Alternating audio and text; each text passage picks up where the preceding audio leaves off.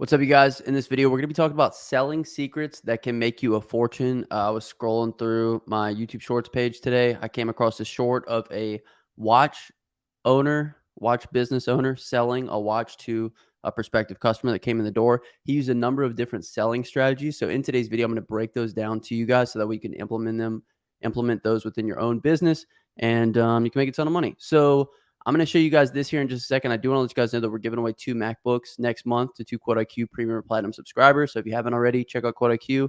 It'll be linked in the comment section and the description of this video.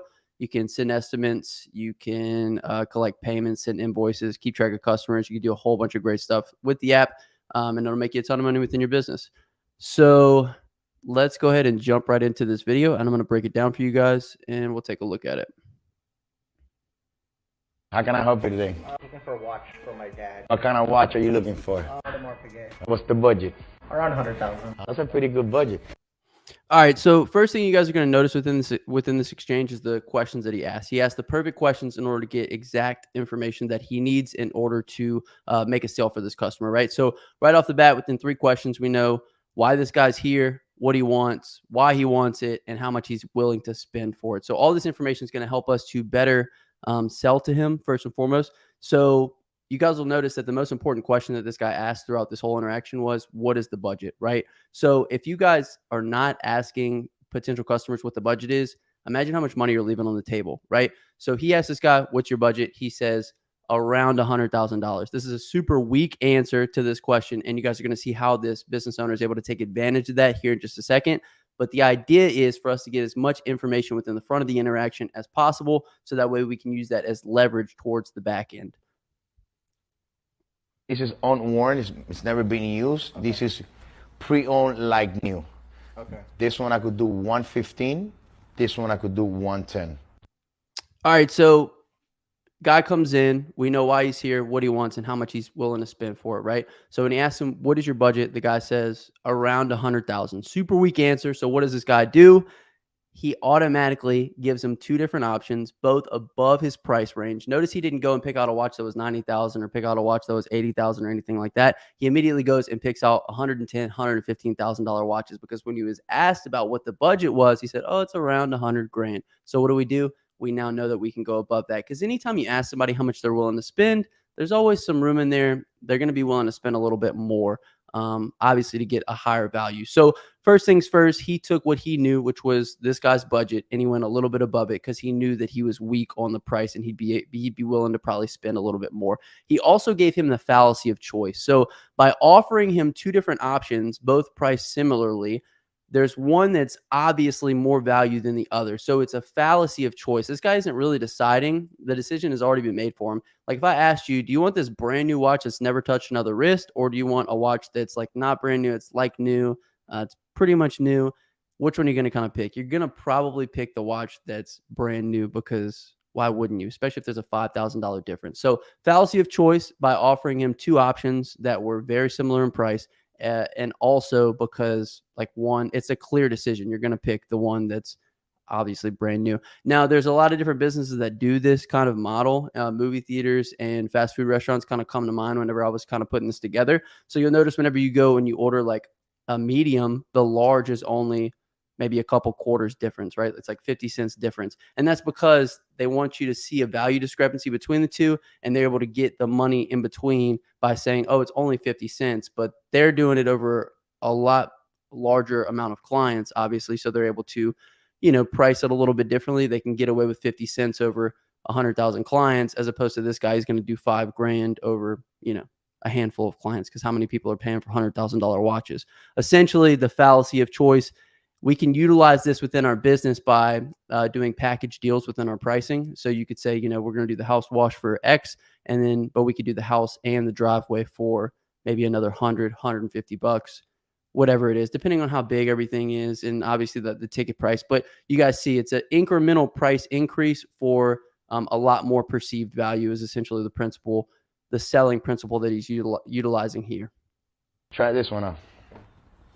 See, a little heavy, right? Yeah. But it's a dressy watch. It's to go out at night and not to go on the pool, not to go on the water. It's not meant for that. All right. So next thing, he's going to let him take it for a test drive. He says it's a little heavy, right? Obviously, like, as if the weight of the watch has any indication on what the value of the watch is. It's a little bit heavy. He lets him take it for a test drive. This is the same thing whenever you test drive a car, right? You're probably more likely to purchase a vehicle if you can see yourself in it, if you can actually feel it, drive it around, things of that nature. So he's given a little bit of a test run. You guys can utilize a similar principle with test spots. Whenever you're doing a cleaning, you can do a little small spot. Customer can see obviously a massive difference. The basic thing is to allow the customer to see the value that they are going to obtain by making the purchase. So he gives them a little bit of a test run. He also gives them a test run for another reason, and that is the next part of this, which is our downsell and our takeaway. So notice what he does here, right? He frames this watch as like, you really want to go out with this watch. It's a heavier watch. It's not something that you really want to take around, wear around at the pool or play volleyball in or anything like that. He's thinking a downsell to a watch that's cheaper. It's more for everyday use. It doesn't have to be $100,000 watch to start. You could buy a regular sub. I tell people all the time, which watch should I buy for my first watch?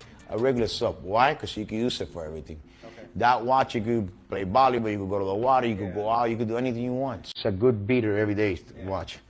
All right, so this guy's coming in here to buy a $100,000 watch. Do you guys think that he would be willing to buy a beater? Like, do you think he wants to come down to like beater level? Do you think he wants the thing on his wrist to be classified as a beater? Probably not. So what do?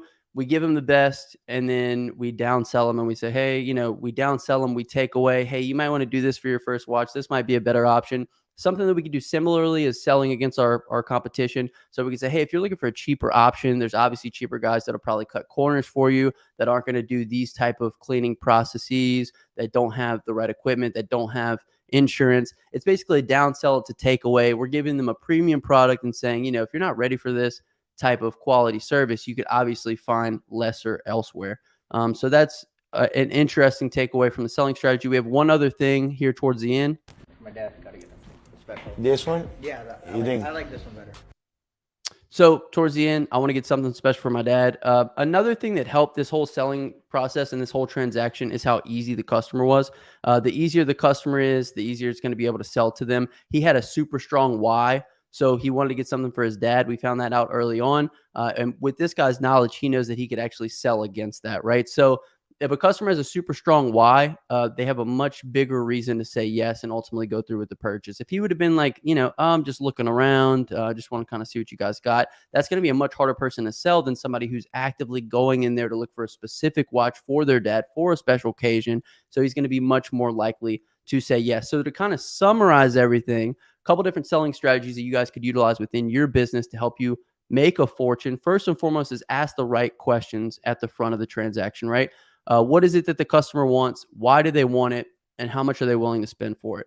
One of the most important things, how much are they able to spend? If you're able to get a budget from somebody, you then can frame your pricing around that budget. We can also get a clear indication on how much the customer's willing to spend based on their response to that question. So like this guy, I'm willing to spend around 100K. We could surmise that this guy's willing to spend much, much more than that. So what do they want? Why do they want it? And how much are they willing to spend for it?